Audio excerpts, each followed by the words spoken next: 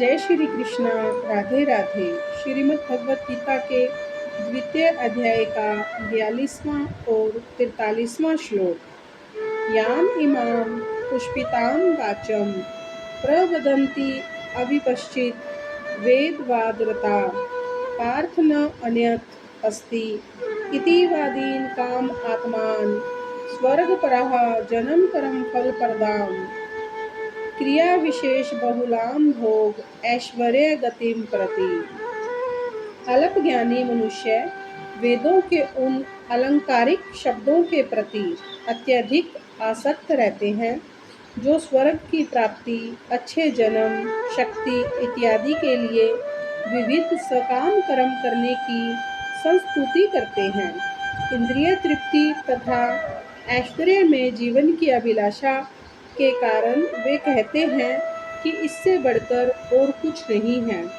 तात्पर्य: साधारणतः सब लोग अत्यंत बुद्धिमान नहीं होते और वे अज्ञान के कारण वेदों के कर्म कांड भाग में बताए गए सकाम कर्मों के प्रति अत्यधिक आसक्त रहते हैं। वे स्वर्ग में जीवन का आनंद उठाने के लिए इंद्रिय तृप्ति कराने वाले प्रस्तावों से अधिक और कुछ नहीं चाहते। जहाँ मदिरा तथा तरुणियाँ उपलब्ध है और भौतिक ऐश्वर्य सर्वसामान्य है, वेदों में स्वर्ग लोक पहुँचने के लिए अनेक यज्ञों की संस्तुति है, जिनमें ज्योतिष्ठोम यज्ञ प्रमुख है। वास्तव में वेदों में कहा गया है कि जो स्वर्ग जाना चाहता है उसे ये यज्ञ संपन्न करने चाहिए, और अल्पज्ञानी पुरुष सोचते हैं कि वैदिक ज्ञान का सारा अभिप्राय इतना ही है। ऐसे लोगों के लिए कृष्ण भावनामृत के दृढ़ क्रम में स्थित हो पाना अत्यंत कठिन है। जिस प्रकार मूर्ख लोग विषैले वृक्षों के फूलों के प्रति बिना यह जाने कि इस आकर्षण का फल क्या होगा आसक्त रहते हैं, उसी प्रकार अज्ञानी व्यक्ति स्वर्गिक ऐश्वर्य तथा इंद्रिय भोग के प्रति आकृष्ट रहते हैं। दूसरे शब्दों में, जो लोग चातुर्मास तप करते हैं वे अमर तथा सदा सुखी रहने के लिए सोम रस पीने के अधिकारी हो जाते हैं।